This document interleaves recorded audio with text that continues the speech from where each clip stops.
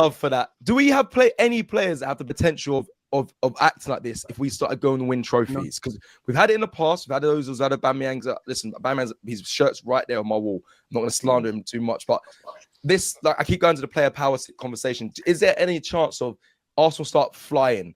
Saka becomes a star boy. We win trophies. Do you see any of do you? What you see, like, yes, really? It can happen to anyone, man. It can happen to any of us in life. Do you see what I mean? I think the difference is it's all about how the manager is able to keep things in check. Because as soon as someone starts acting up or whatever it is, that's why Sir Alex was so good in it. He made it so that it wasn't one was. Because you tell him, even Paul Scholes has had a sulk on the bench. People forget Paul Scholes has had that. You know, he's had but because Sir Alex was so good at saying, "You do that again, mate, you're out the door." Or Roy Keane, you've spoken to MUTV and I didn't like it, you're out the door. He was able to keep things in check. But they're all examples of players saying, "Listen, mate, you know what I mean? I'm going to kick up a fuss here." He just had to check. But that was a while ago, though, Marty. Feel like that's when there's personalities like Roy Keane and those they can maintain it. Nowadays, it feels like, I don't know, the players are younger. There's more. Listen, they are the most. They're very disciplined now, players. I must say, there's not much going out and all that stuff. But however, it does feel. Huh? Who told you that? What? Well, they go out. But listen, at Arsenal, I hear it's quite. Arteta's on them though. He is on them. Like, it's very like meticulous on certain things, and like you can't. They're not out before training and stuff. From what I hear from the Arsenal lot, maybe other clubs. I've seen other players. Like, I'm not saying they are. It was go on, Marty.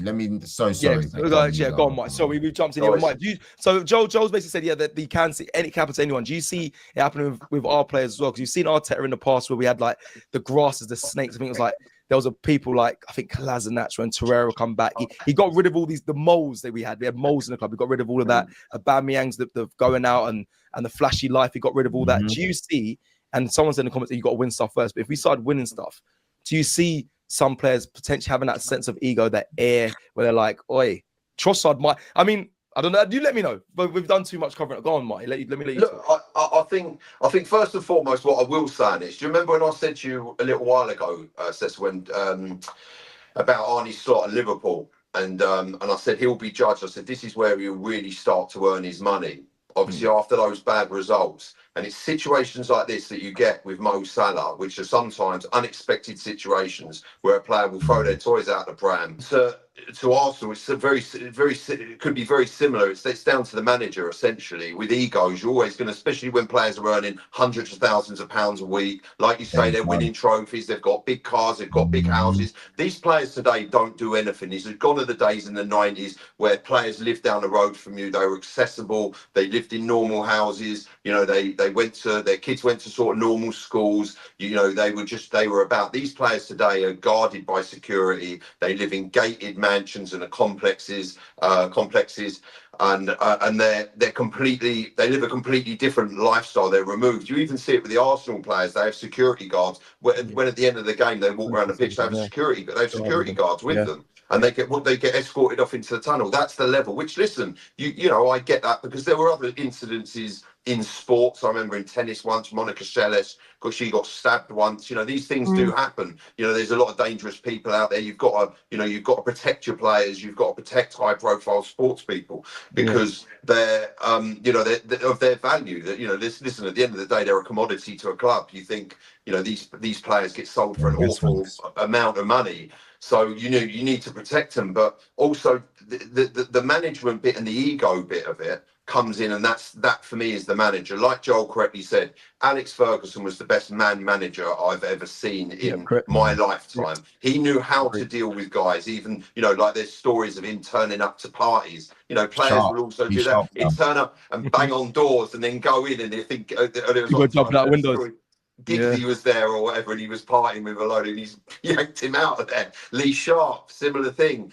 And you know, that's what you need from your manager, and that's essentially the only way that you're going to stop these big egos from surfacing. But one thing I will say with Mikel Arteta, do I see this happening as much? No, because I believe these players have seen what Mikel Arteta did very well is from the get-go. And like you say, listen, I liked Aubameyang when he was in form and he was scoring a goal every 2 games. He was phenomenal at times. But then when he signed that new contract and he went from scoring 1 in 2 to 1 in 5, I kind of had a bit of taste in my mouth, and I thought, you're kind of taking the piss here, mate. You know, you need to up your game and you need to sharpen up. It's literally the contract got signed and things changed. And you could see, listen, if you're not producing on the pitch and you're rolling around in Lamborghinis, that you're getting them wrapped every single week and you're giving it all that, and you're also being detrimental to the team and the team's not performing, there's a problem. But Mikel Arteta did a very good job of coming in from the get-go, setting precedent and going, listen, you're out of here, mate. I will. You want to start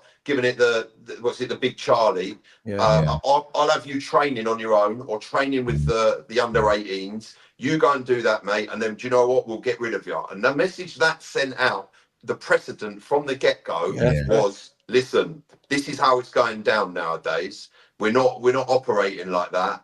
No one's bigger than the club. You play for the badge and you appreciate the Arsenal and the level of magnitude of this football club. And it's all of those sorts of things that I think Mikel Arteta's got very right in many ways, i.e. the stadium, you know, with the players, the attitudes of the players. You know, I remember when players used to come over, you know, in away games, you know, like we were getting battered like 5-1 at Bayern Munich. And like players, there's 3 players would come over and you know, clap. You know, now the whole team does it. There's appreciation from the and on that note, you've got players there that I remember.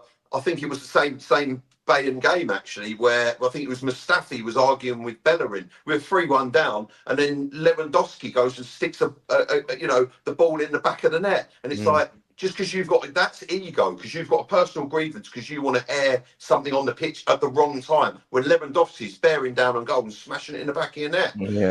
So these are all the Mikel Arteta's problems to deal with. And do I think he does a good job of it? From what I see, yes.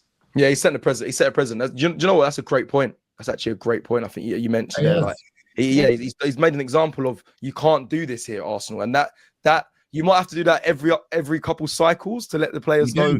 I think you have to. Of course. That's why I reckon Pep does a good job of that as well. I reckon. Look, put it this way, that's a good point as well. Cancelo and all. Yeah, he's right. When you feel like you want to move on, it happens all the time. You can't think that it's not going to happen. It happens to all of us as human beings. Cecil, if you had 5 million followers on your YouTube channel right about now, as nice as you are, mate, you will turn around and you will expect expressions treatment.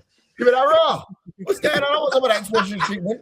That's not Cecil's too nice for that. I get some, you know what I mean? Like, a little bit of. Give me a squeeze. Where's my private car, man? Where's all the I want business class. You'll be like, "Raw, I've earned my weight here. I've been here for 5 years. I've got 5 million subs." So it happens. So not like Marty's saying, like, can you imagine someone who's on millions and millions of pounds and you're spoken about on social media, you're added and the analytics are pointing towards your name? It can happen to anyone, man. It don't matter. All right, we got